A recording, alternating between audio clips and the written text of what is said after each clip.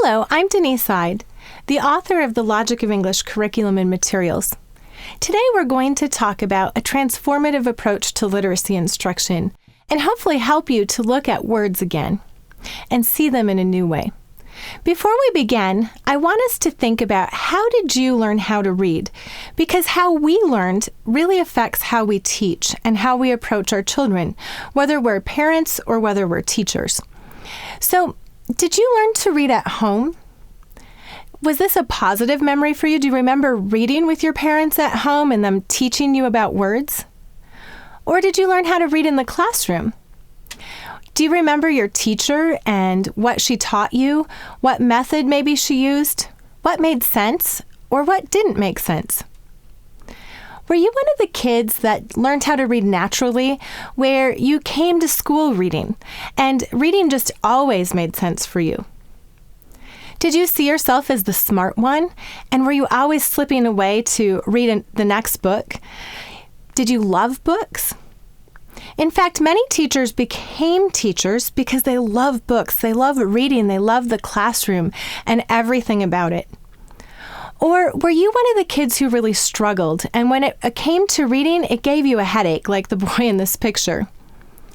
The reason it's important for us as educators to think about this is because for many of us, reading came easily or naturally, and the way we were taught in the classroom made sense to us.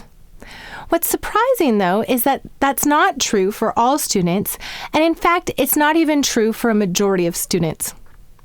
As I've been learning more and more about literacy education, I think one of the things that was the most surprising to me was actually the literacy statistics. I was surprised both as a parent and as a teacher, and I want to take a few moments to explore what's happening today with reading and with reading instruction in the United States. Now, these are the NAEP scores, the nation's report card for 2013. What I want you to notice is that 32% of our nation's fourth graders read below basic. 33% read at the basic level. Only 27% are proficient, and only 8% read at the advanced level. Now, if we simplify this information, what we discover is that means 65% of our nation's fourth graders are not proficient in reading. And that means a majority of our nation's students in fourth grade are struggling with reading. I think as an educator, that's what surprised me, and as a parent. I know when I had students, my own children, who struggled with reading, I felt like they were the exception, not part of the majority. Let's look a little closer at these statistics. This is 2013, where we have 65% of kids who are not proficient. This is 2003, 68%. And in 1992, 72%. Now, as educators, we've been working really hard to solve this problem for the last 20 years. And I think in many ways we're doing a great job and we're using the tools the best we can. But if you're anything like me, a change of 72% to 65% in 20 years, it's just not enough. And today, that's part of what we want to talk about. What are some of the tools that could truly reverse this, where a majority of students in fourth grade read at grade level or above? However, before we do that, I also want to think about what are some of the excuses that we give. One of the most common reasons I hear from school districts that their students are struggling with reading is poverty. And I can pull these statistics for states, for localities, and we see the same sorts of things that we'll see on the national level. So we have 65% of kids reading below grade level, but notice 78% of students actually live in homes above the poverty line. So only 22% of kids or families are living below the poverty line. Poverty is not an explanation for the huge problem that we're having with literacy. Now, I want to be clear, poverty is a factor, and it does make it more difficult to teach in some situations, but it doesn't explain the huge numbers of students struggling with reading. We can also look at homeownership, and I use these numbers because I don't know about you, but if I had to live, just above the poverty line and feed my family, that would be very difficult. The poverty numbers are very low. But in the United States, 85% of children in households actually own their own home. And I think we can use homeownership as some level of financial security. And so once again, we see that poverty does not really explain the fact that a majority of the nation's students are struggling with reading. Another excuse I often hear is ELL students. These students are, children of immigrant families. They're not speaking English at home. And once again, this is a complicating factor, but if we consider it with the nation's statistics, 79% of households speak English at home. And so that doesn't explain why 65% of our nation's students are struggling with reading. Yet, reading is an issue of social justice, and it's really important that we understand that reading in 4th grade is the number one predictor that a student will one day end up in welfare or in prison. In fact, 75% of prison inmates and 85% of juveniles in correctional facilities are functionally illiterate. So, literacy goes hand in hand with a student's ability to succeed in the new economy and to have self-esteem and to feel like they have a hope and a future. Now, let's go ahead and look at what's happening between the grade levels. You'll notice that from 4th grade, we have 32% of kids below basic, 33% at basic. And if you look in 8th grade, we close the gap a little bit with the students who are below basic, and we increase the number of students reading at the basic level. But if we simplify these slides once again, what we discover is only 1% of our students between 4th and 8th grade become proficient in reading. And not only that, you'll notice that the number of students reading at the advanced level decreases. So as the grades go on, we're still not solving our nation's issues with literacy. Another interesting statistic to look at is the relationship of high school graduation, because many people say, well, it's the lack of parents' education that's causing the literacy problems for our nation's students. But 86% of adults in the United States have a high school diploma. So they are coming with some level of education.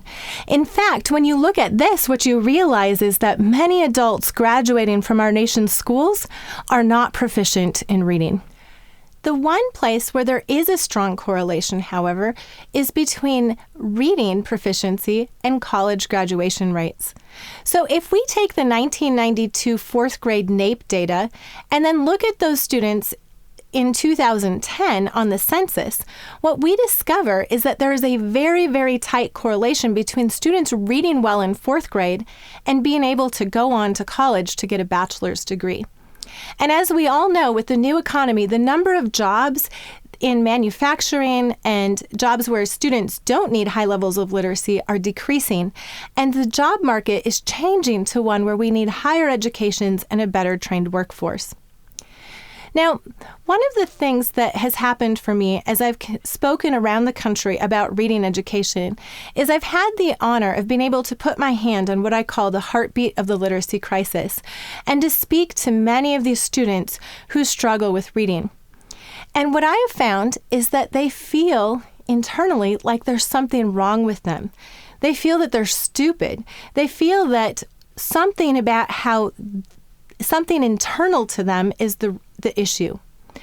On the other hand, students who are good at reading, when they encounter problems with English, they seem to put it on the language and they'll say, English is stupid. So today, I want to also get inside the hearts of some of the people who I've met who struggle with reading and share their stories. Because truly, illiteracy is one of the issues in our culture that create someone who's silent. They're not able to share what they think. We might all debate about what they need, but we're going to hear the voices of some of the people who struggle and what they say they need to become strong readers. Now, as we as a nation have approached solving this crisis of illiteracy in our nation, I've noticed that there's a few standard ways we approach it. First of all, we think that kids who struggle with reading need to read more. And so we enlist volunteers.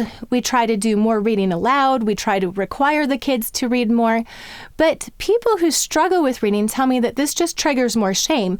They're struggling with a skill, and because they don't know how to do it, reading more just actually makes them feel all the worse. We also tend to surround kids with books. We say, well, if they struggle with reading, let's give them more books. And though this is important, both to listen to kids read and to give them more opportunities and more books, there's more that we can be doing.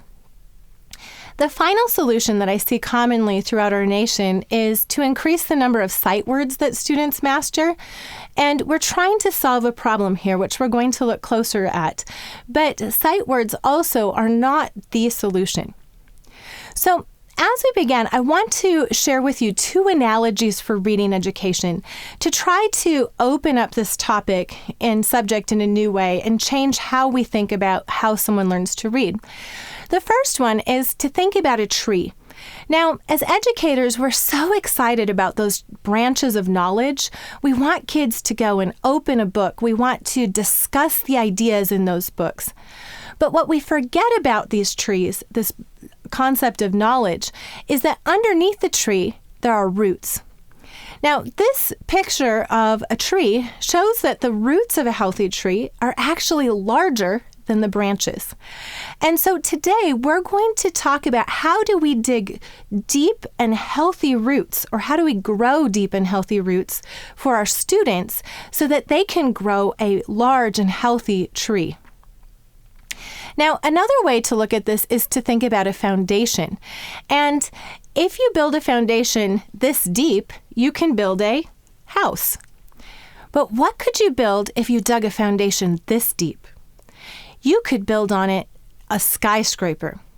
In fact, in my hometown in Rochester, Minnesota, there's some buildings built by the Mayo Clinic where they actually dug the foundation deeper than they needed because they planned to grow and expand in the future. Well, in the same way with literacy education, there is a foundation to reading education.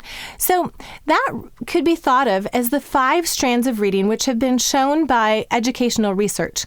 Now, if you have tried to read the studies about reading, you know that there are millions and millions of studies. And it's very, very difficult to sort out what all those studies are saying for an individual. But fortunately, there have been studies, such as the National Reading Panel, that looked at thousands and thousands of studies and tried to say, what are all the studies pointing at? And what they have found is they're pointing at 5 essential elements to learning how to read. And those are phonemic awareness, fluency, systematic phonics, and you'll notice we put fluency as the mortar between the bricks in this foundation. We'll talk about that in a little while.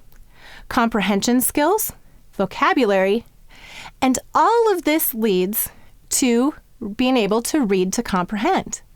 Now, reading to comprehend is the goal, and I think we all agree that the whole purpose of reading is to be able to comprehend what you read.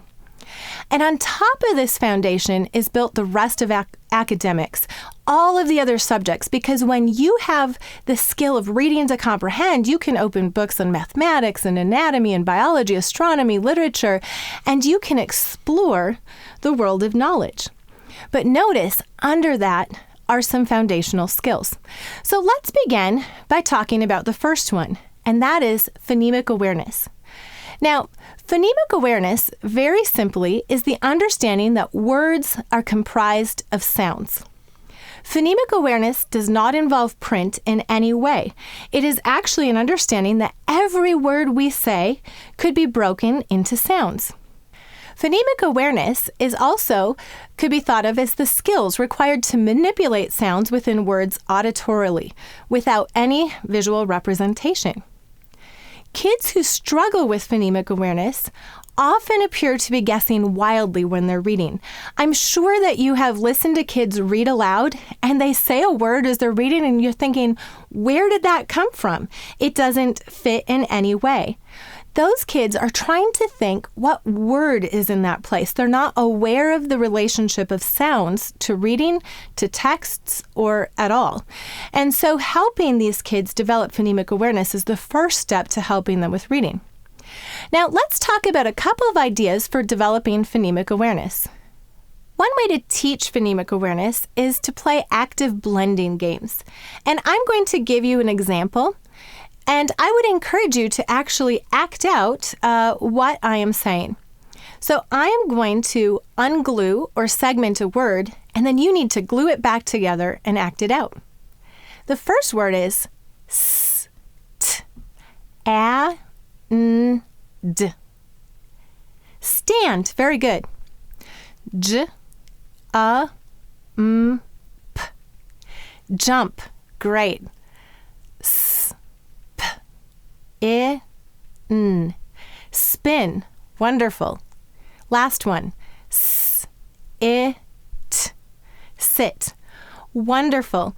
Now notice the skills that you are practicing here are the same skills needed for reading, except that you are not using any visual cues.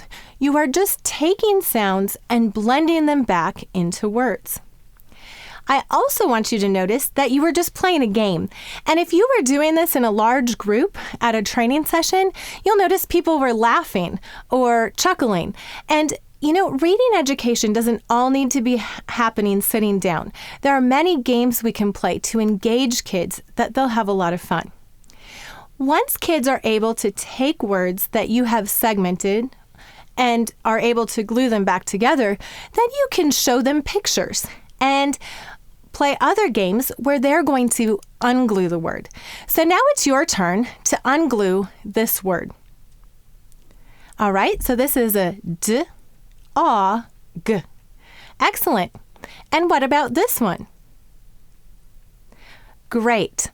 K, a, t.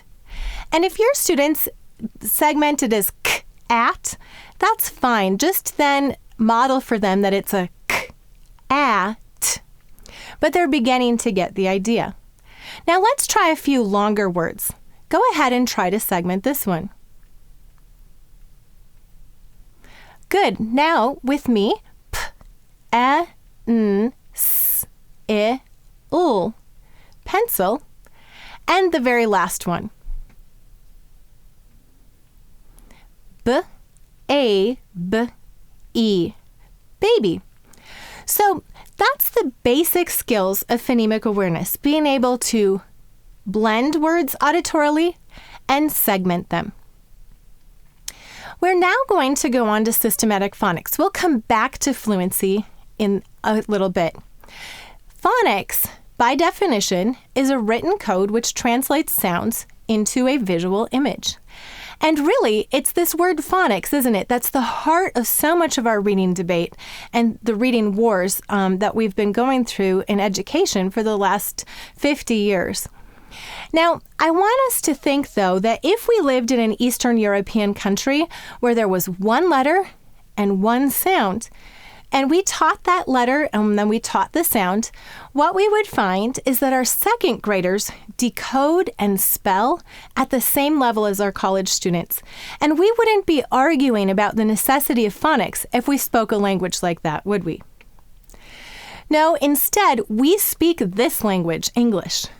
And if you're anything like me, you may love it and also be very frustrated with it and go, oh, what a crazy language. Well, let's look a little bit more closely at English before we dig deeper into what phonics and how that applies. So first of all, English is the largest language in the history of the world. There are thought to be over 1 million words in the language.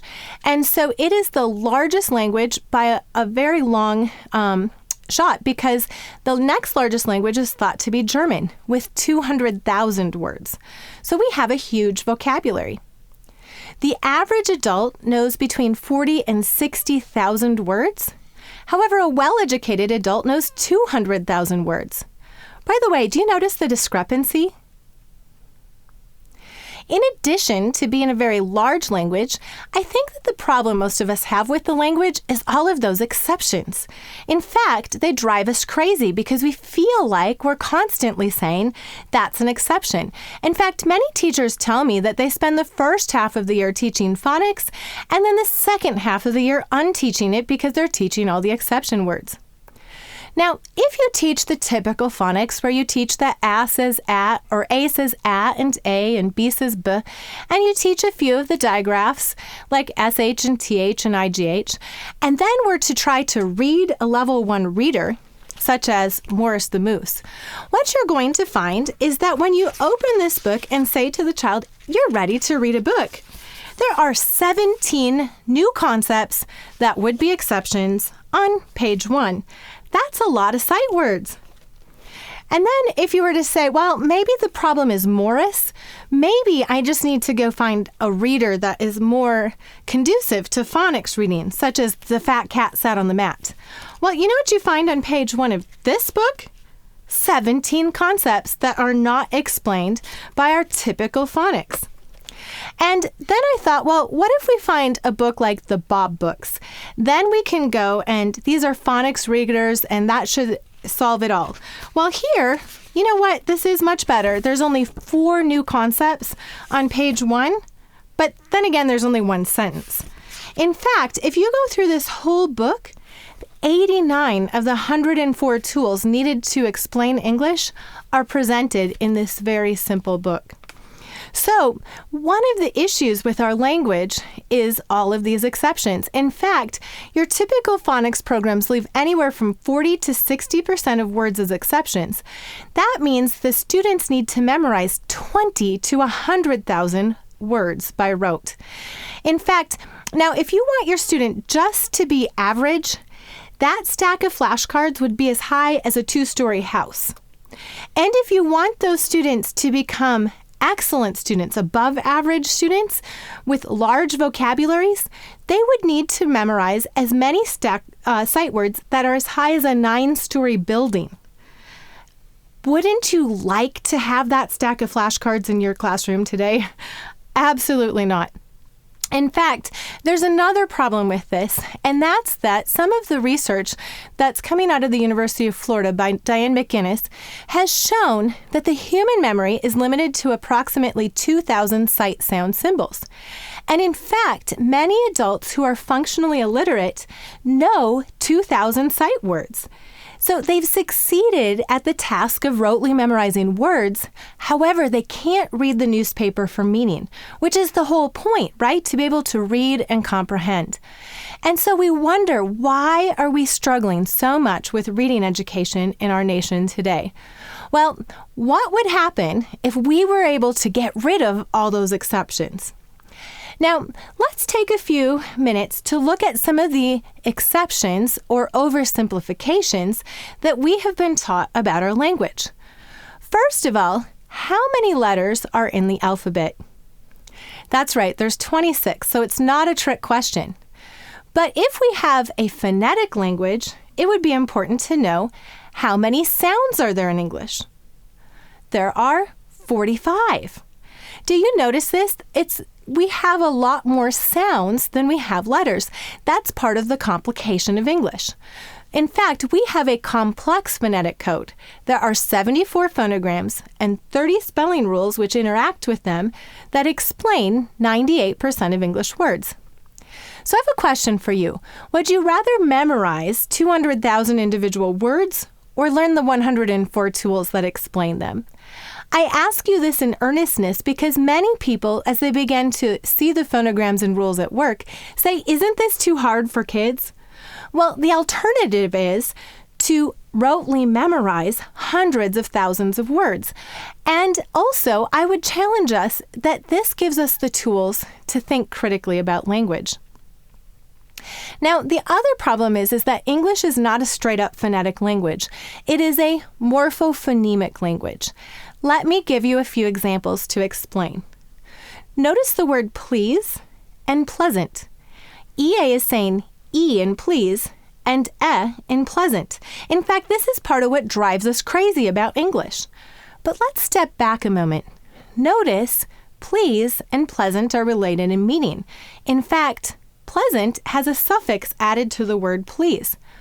Well, the word please and pleasant are related in meaning, so whoever decided how to spell these words decided to retain the relationship in meaning and not write it purely phonetically. So there's this balance between meaning and sound, which means that EA actually now has to say E and A.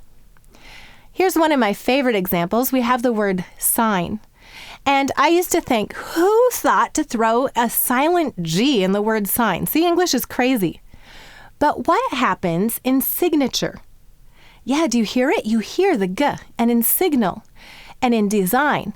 So whoever came up with the spelling for sign knew that this would happen in the derivatives, and then used the two-letter N because the G would be heard in some of the derivatives.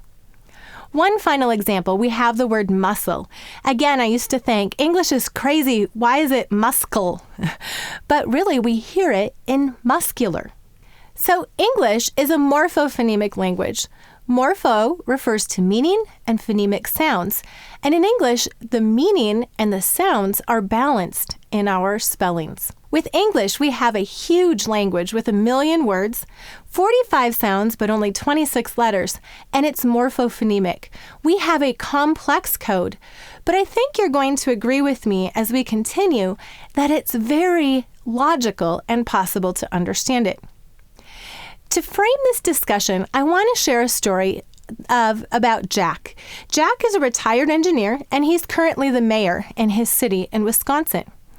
And Jack approached me at a conference and bought a copy of Uncovering the Logic of English. And he took that book back to his hotel room, and then the next day came back to me and he was crying. And Jack said, you know what, I'm as tough as nails. But this book about silent final E's and spelling rules has completely undone me. And he wasn't joking.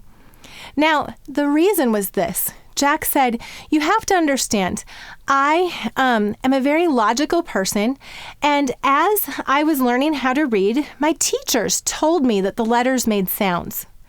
But they also told me that there were lots of exceptions, and they taught me sight words. And then he said that I began to think that all of reading was about words because those exceptions made no sense to me. And so he began to try to memorize words. And he said, my entire life I have struggled with reading and with spelling. And he said, for the first time as I'm reading this book, the code makes sense to me. In addition, Jack said that every year I tutor a 4th grade boy who's assigned to me by the school district. And every one of those boys are struggling with reading. Jack went on to say that as he was reading Uncovering the Logic of English, he had an aha moment when he realized that all of those boys are gearheads like him, and they can't handle the exceptions. They're little scientists and engineers who want to understand how things work. So I share this story for this reason, and that's once again, as teachers, we need to understand that there are kids in our classroom who thrive on the rules, who want to learn how the language works, and who really, really struggle with all those exceptions. And so rather than teaching them to memorize by rote, I'm going to challenge you today to begin to teach the critical thinking skills for language learning, the skills that unlock words and that make us better learners of English, as well as better second language learners as well. Now, all of this begins with the most basic part of print, and that is the phonogram. So as a teacher, I will no longer teach letters. Letters are an oversimplification. There's only 26, but there are 45 sounds. Rather, we will teach phonograms, and phonograms are literally pictures of sounds. So this is a picture of the sound t. This is a picture of the sound sh. Notice that a phonogram may have 1, 2, or 3 letters, as in this picture of I, or 4 letters, as in this picture of A. In addition, when we teach phonograms, it's very important that we use their sounds and not their letter names, because D-O-G does not tell us what this is. But D-A-G, we can now blend together into dog and we can read the word and combine it with our phonemic awareness skills of blending auditory sounds, and we have the word. It's also vital that we teach all the sounds for every phonogram. And this, I joke, is the phonogram that got me into writing the entire Logic of English series and everything else, because I was taught that this says s as in Sansic, list, and hiss. And so this is also what my little twin engineering-minded boys learned. And they then misread is as is and his as hiss for 2 years. And as you know, this can be really, really frustrating when kids do this with their sight words. We tried drilling them as sight words. We tried explaining that this is an exception, but on and on and on. They read it exactly as they were told it should sound. Now, what's going on here? I've come to believe that we can think about this in a new way. Let's say this sounds s and z together. S, z. Now, feel your mouth. Do you feel that your mouth is in the exact same position as you say these sounds? Why do they sound different? Place your hand on your throat as you say them. S, z. Well, one is voiced and one is unvoiced. And so I think that some kids who seem to not care about the exceptions and seem to keep going, when they misread is as is and you say that's an exception, the approximation is enough. But those little engineering-minded kids, those little kids who are attuned to detail, they know from the time they're 3 or 4 that s and z are different. And they're going to do a little scientific experiment for you and prove to you that the S does not always say s by misreading it again and again. Well, a linguist has since told me that if we think about the plurals, one chair, many chairs, one table, many tables, that S actually says Z 70% of the time. Is that an exception? No, and all we need to do to help these kids is tell them that this says 2 sounds, S and Z. This is also one of my favorite examples. This says ch, at least that's what I was told, as in chin, choice, and check. And I remember learning to spell the word school and thinking that says stool. English is so dumb. I learned to read very easily, so I projected it on the language. But what does it also say in school, orchid, and Christmas? It says k. And what does it say in chef, machine, and Chicago? Sh. Well, have any of you seen a spelling bee? What is it that students in a spelling bee get to ask the moderator? They get a clue. Well, the clue is the word origin. And so if those students learn that word is from Greek and they hear the sound k, they know that this is one of the Greek spellings of k, and to choose ch as one of those sounds. And if they hear that it's from French, then they know that this is the French spelling of sh. I think all kids should have access to this information and that they should be able to understand rather than rotely memorize these as exceptions. Now, I want to take us through a very short tour of A through Z and the sounds of them. I'm going to say the sound, and then I want you to repeat it. And as we're doing this, I also want you to think, are there sounds that I haven't heard before or that I didn't know? Because every time you hear a sound and you go, oh, I didn't think about that, remember that those are the words you've been saying that's an exception to. All right. This says a, aw, b, k, s, d, e, f, g, j, h, I, E, yeah.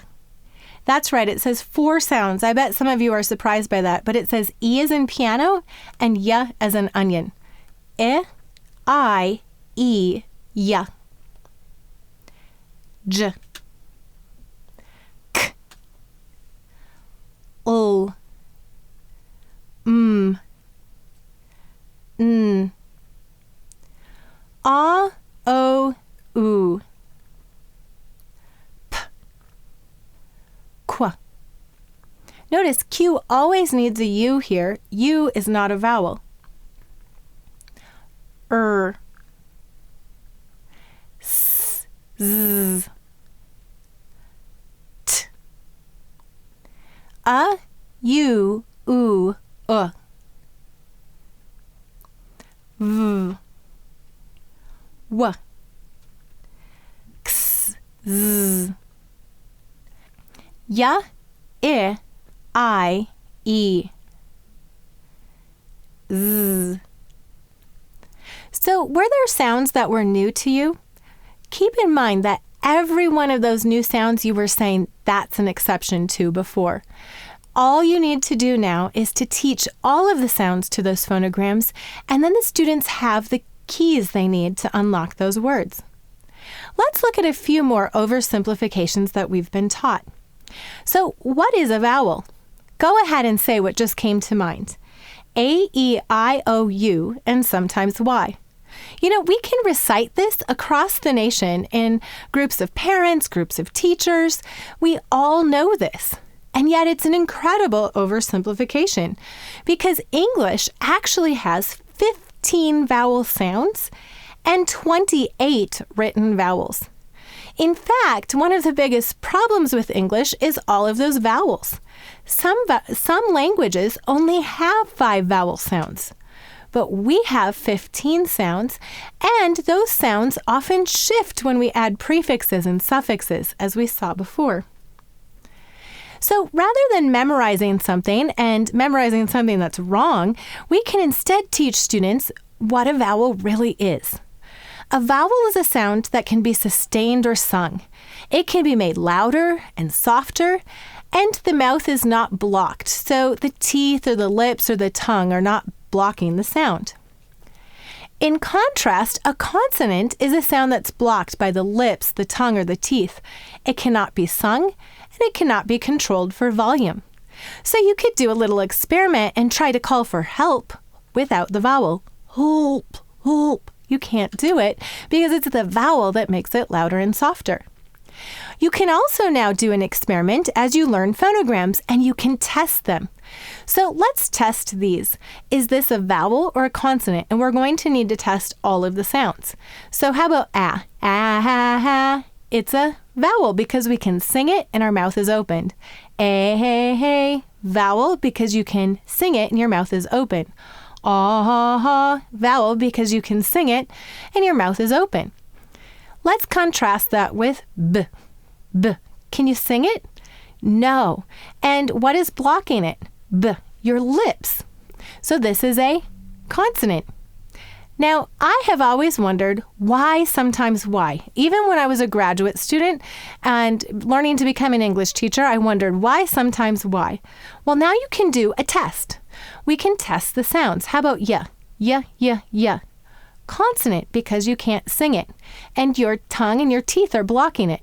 Eh, vowel, ah, ha, hi, vowel, e, vowel. So this is a consonant or a vowel based on which sounds it's saying. And then just to really twist you up, look at the word onion. What is the I acting as in the word onion, a consonant or a vowel? That's right, it's a consonant saying yeah. Now, let's go ahead and also talk about spelling rules. Now, most Americans, the only spelling rule they know is use I before E except after C and in neighbor and way. However, these are all the exceptions. And so we wonder, why are we going so crazy? Well, today we're going to talk about rules that actually hold together and that actually explain our language. The very first rule is this. English words do not end in I, U, V, or J. Let's say this together. English words do not end in I, U, V, or J. You are probably thinking of a few questions about words you may have related to this rule. And you can actually find the answers to your questions in Uncovering the Logic of English on page 54 through 56. They're all addressed right there. Now, right now, though, what I want to do is begin to apply this rule. So this is A. Go ahead, A. And this is the two-letter phonogram A. Which A may I use at the end of the word? AY. Why can I not use AI? That's right, English words do not end in I, U, V, or J. What does this say? Oi? And this? Oi. Very good. Now, which oi would I use to spell toy? O-Y. Why can I not use O-I? English words do not end in I, U, V, or J. Now, this is just one example of how this rule applies. So, do you remember I said I wanted to share the heart of people who struggle with literacy? Well, I gave a presentation much like this one at a conference, an educational conference in Fairbanks, Alaska. And during that conference, an officer came up to me from the Air Force, and he said, I need to tell you my story. You see, I'm about to graduate with my master's degree, and I'm an officer, and I'm just about to be finished with my time in the service. But I cannot read at all. He went on to explain that he had had accommodations all the way through high school where he could use voice recognition software to type papers, he could get audiobooks, or have people read to him. And after this presentation, he said, you know what? This was the first time that anyone told me that there were phonograms and that they make sounds. And he was really angry. And in fact, he brought his wife up and he said to his wife that he wanted his wife to teach him and his children this information so that his children didn't need to struggle in the same ways that he had. So here's someone who's always struggled, once again, someone who's successful, saying this information matters. All right, let's look at a few more rules. What is the most common reason for a long vowel sound in English? What just popped into your head? Almost all Americans think silent final E. And if that's what you thought, you are correct that it is a reason for a long vowel sound, and it's an important one. But it's not the most common one. However, why is it that that's the rule that almost everyone guesses? Because it's the only one that most of us have been taught. Well, let's look at the reason for the most common sound. And what you're going to discover is that I'm going to ask you to discover the rules. That's exactly how we teach the logic of English so that kids develop the skills, the critical thinking skills to analyze language as well. So we have bag, bagel, bend, be, taught, total, hum, human. When are the vowels saying their long sounds? That's right, at the end of the syllable. And that leads to the rule, A, E, O, U usually say their long sounds at the end of the syllable. Let's look at another phonogram here and talk about this one. I was taught that this says k as in cat, but it also says s as in these words. And when does it say s as in cent, center, cell, and absence? Before an E. When does it say s as in circus, pencil, cinema, cider, and citizen? That's right, before an I. How about in cylinder, cycle, cypress, and bouncy? Before a Y. And what does it say before an A, O, or U as in cat, cop, and cut? K. And what does it say before a consonant as in clap, act, and picnic? K. And what does it say at the end of the word as in arc, toxic, and comic? That's right, k.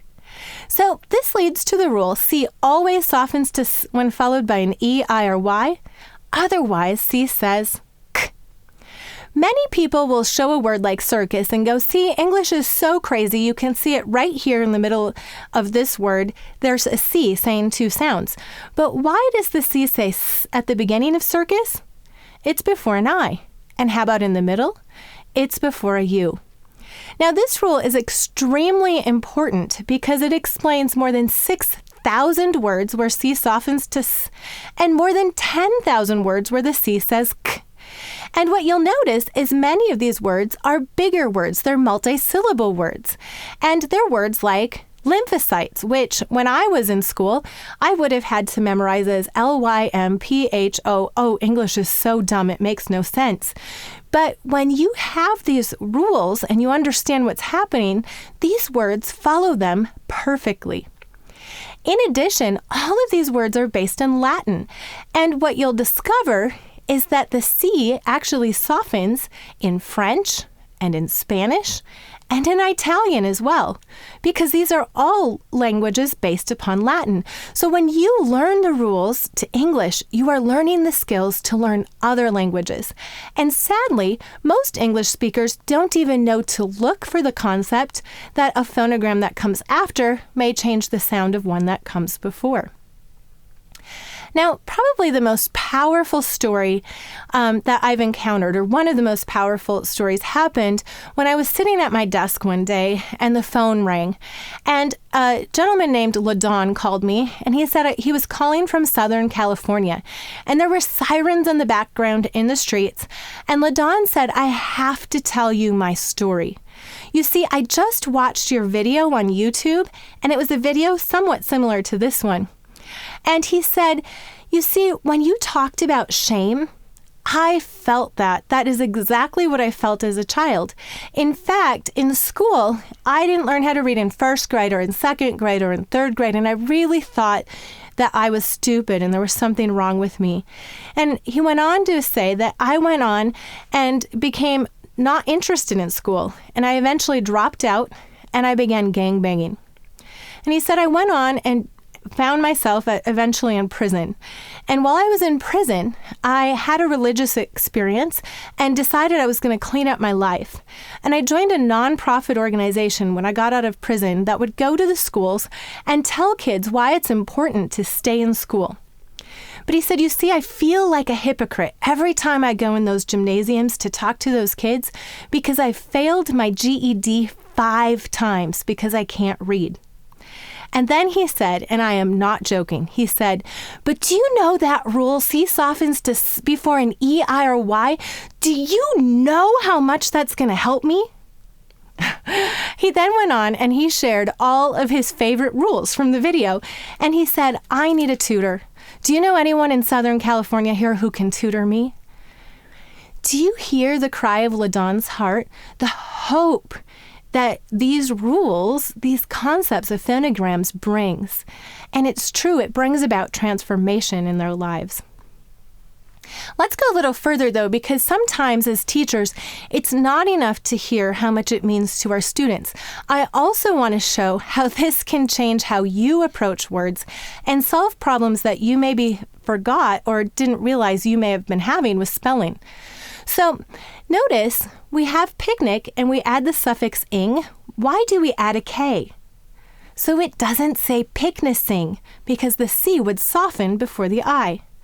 Why do we add a K to mimic to make mimicking? You're right, so it doesn't say mimicing. Why do we add a K to panic to make panicky? Right, so it doesn't say panacea. And finally, we add a K to garlic to make garlicky, because without it, it would say garlicy. Now, I want you to stop and think, and if you're in a group, a large group, I'd like you to take a survey. If you are a strong speller, I want you to raise your hand.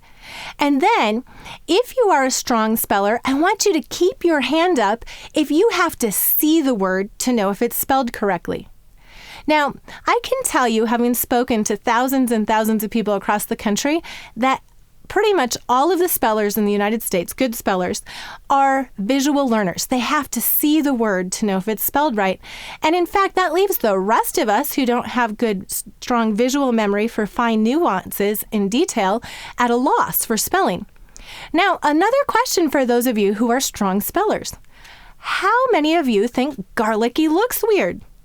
Well, I can tell you that strong spellers almost universally say, yeah, that looks really strange. That K, I'm not sure about that. But if you know the rules, now you know why it's correct. Let's go a little further. So we have the words germ, angelic, general, and gem. Why is the G saying J in these words and not G? You're right, it's before an E. How about in ginger, agile, and giant? It's before an I. And apology, biology, allergy, and gymnast. It's before a Y. Does this look familiar? But we have a problem. What is the G saying in get and anger before an E? It's saying G. And how about in giggle, gift, and gimmick? G. And how about in muggy, foggy, doggy, and piggy? If you guys are anything like me, you're feeling a little disappointed right now and almost like, wow, see, it's just like I thought. It's not consistent. But what I want to encourage us with is that we need to word the rules carefully to reflect what's really happening in the language. So C always softens to S, while G may soften to J when followed by an E, I, or Y. But what does it always say before an A, O, or U? G. What does it always say before a consonant, as in glad, magnet, and grain? G. And what does it always say at the end of the word, as in egg, leg, and crag? G. So the whole rule is C may soften to J when followed by E, I, or Y. Otherwise, G always says G. This is going to come back in just a few minutes, so remember this. For now, though, let's look at silent final E's.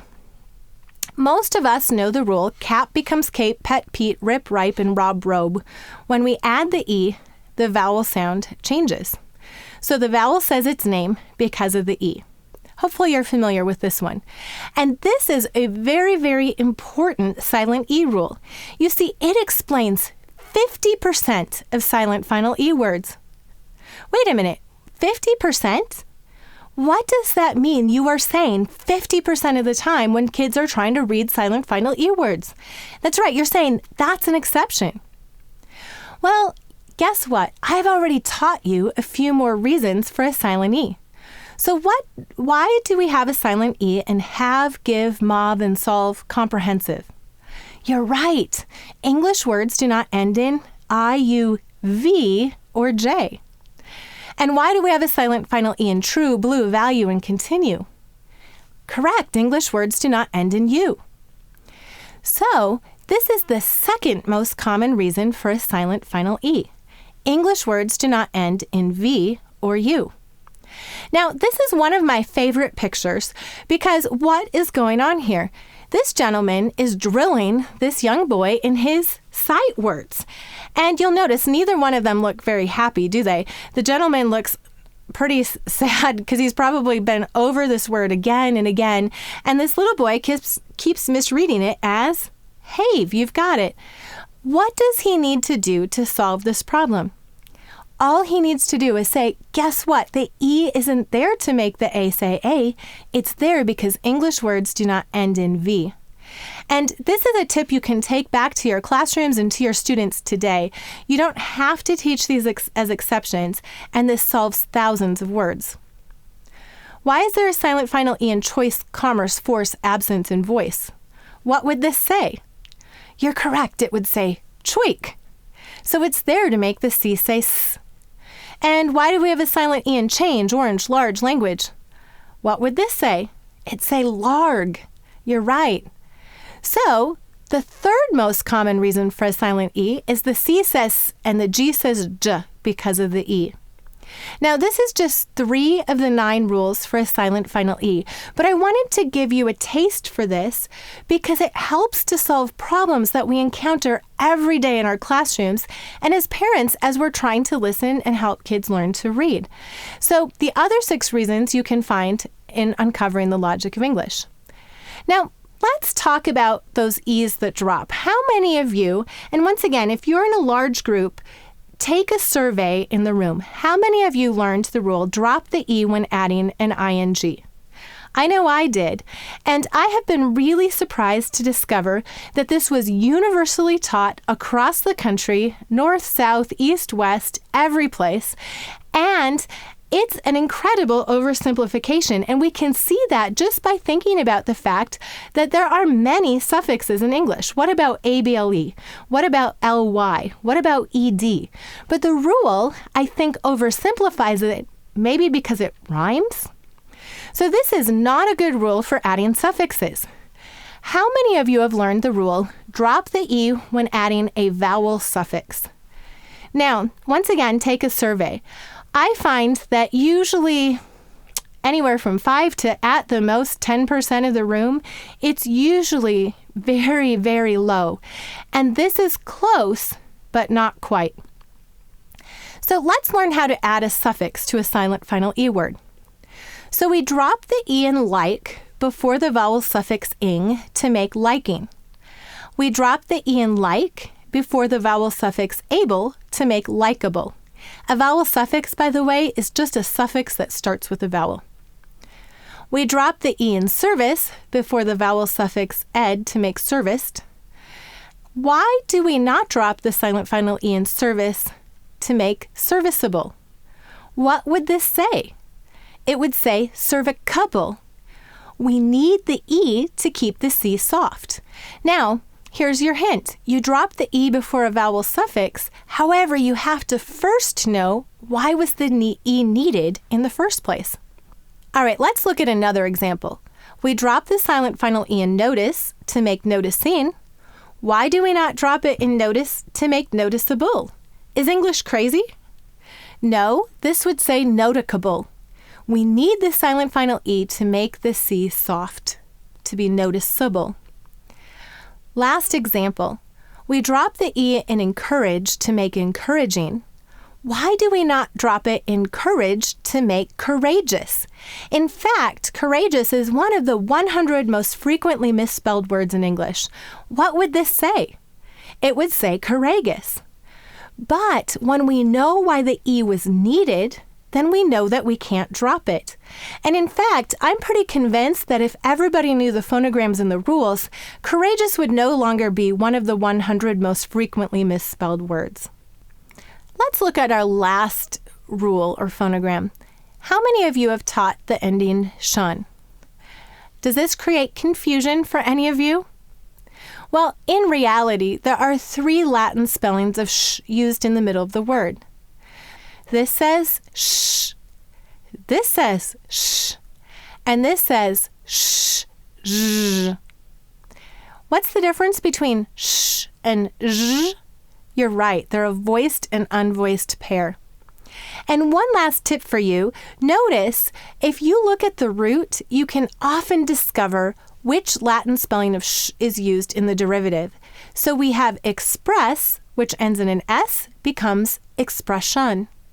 Face, facial. Why do we have a CI in facial? Because of the C in face. Space, spacious. Inspect, inspection, and so forth. Now, this doesn't work for every word because sometimes the derivative in English doesn't have an English root. It only has a Latin root.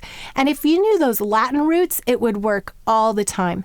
So sometimes students may encounter a Latin spelling of sh and not be able to think of the derivative in English. So another story for you about someone who struggles with literacy. I'd like you to meet Allie, and she's a mixed media artist. She's a designer, and I think you are going to agree with me that she is beyond brilliant. However, the story really begins when Allie met my friend Katie on an airplane. And during the conversation on the plane, it came out that Allie really felt like she was stupid. In fact, she described herself as stupid 5 times. And during that conversation, Katie also discovered that Allie struggles with reading. She struggled so much with reading that she would have her daughter read new recipes to her because she couldn't read them and comprehend them well enough on her own. So my friend Katie, on this plane, pulled a copy of Uncovering the Logic of English out of her purse and gave it to Allie. And then proceeded to call me when they got off the plane about how excited she was about this conversation. And I have to admit that I thought, Katie, you are crazy. You just gave a copy of a book that was intended for teachers and parents and educators to someone who's illiterate. And it was hard to not dampen her enthusiasm. But lo and behold, a few months later, we get an email from Allie. And Allie's email said this. She said, I just read my first Nicholas Sparks novel and comprehended it. You see, Allie took the tables of the phonograms in Uncovering the Logic of English and taught herself the sounds for the phonograms, proceeded then to use that information to help her read the chapters about the rules, and then used that to read her first book. Allie then contacted us a few months later and said, by the way, I bought myself a Kindle. I've discovered that I love political science, I read at least 5 pages a day, and I also really love novels. It's unbelievable how powerful this knowledge is for people and the way it can transform lives. Now, We've been talking and spending a lot of our time on systematic phonics, and I want to touch on the other pieces of the foundations of reading education. And the next one that we'll talk about is fluency. Now, I see fluency as the mortar between each of these skills because fluency is really developing a skill until it's automatic. Typically, fluency is used to mean mastery of the skill of decoding or encoding to the point of automaticity so that the student does not need to think about each word. And we develop fluency by practicing. We don't develop fluency by telling kids don't sound out words. We develop fluency by telling them, here are the tools to sound out any word. Now let's practice them in games and in meaningful activities, not in rote ones, until that skill becomes so fast that it appears that they're no longer sounding them out. Rather, the brain is sounding them out almost instantaneously. The next skill for reading, to read to comprehension, is comprehension skills. And we delve more into this in some of our 1- and 2-day trainings. And so if you want to learn more about what we have to say about how to teach comprehension skills in a systematic way, I would encourage you to look at it there. But I find that a lot of schools are doing a pretty good job at this, but they're missing the foundation underneath that, and therefore their kids are struggling to even apply and grasp what they are teaching in this area. The final area is vocabulary development. And do you remember that imbalance between average and well-educated adults? Well, let's take just a moment to look at a few tips on how to teach students in such a way to give them the tools to master vocabularies and large vocabularies quickly. So this is a root. As we think about words, they're based on phonemes, sounds, and morphemes, units of meaning. So this root, tract, is a unit of meaning, which means pull. And you can see this in a word like tractor. What does a tractor do? It pulls. You can see it in retract. The prefix re means back. So retract means literally to pull back. Con is maybe one of my favorite prefixes in English, if you can have a favorite prefix. Con and com, its other form, means with or together. So anytime you see con or com, you know it has something to do with or together. Well, a contract literally means to pull together. Ex means out, as in exit. So to extract means to pull out. D means down or away. So to detract means to pull away or to pull down. Now, most of us have been taught and continue to teach vocabulary in isolation, where we're trying to remember all of these words as if they're not related to one another.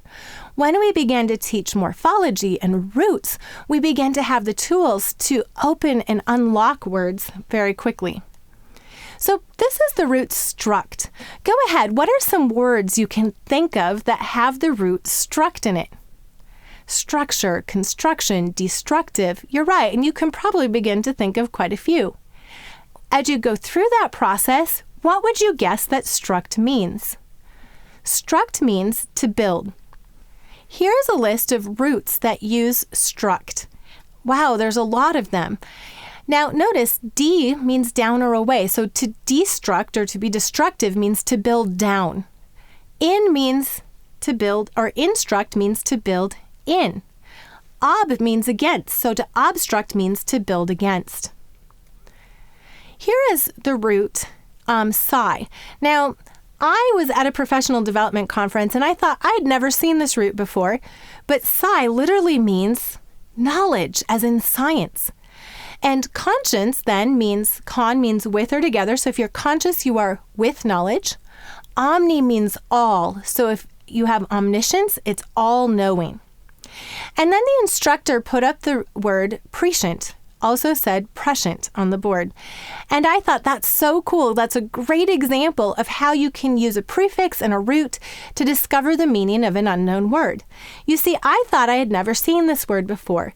Even though I've read many classics, I read the news every day, I consider myself to be highly literate. And I realized I could see that it means before knowledge.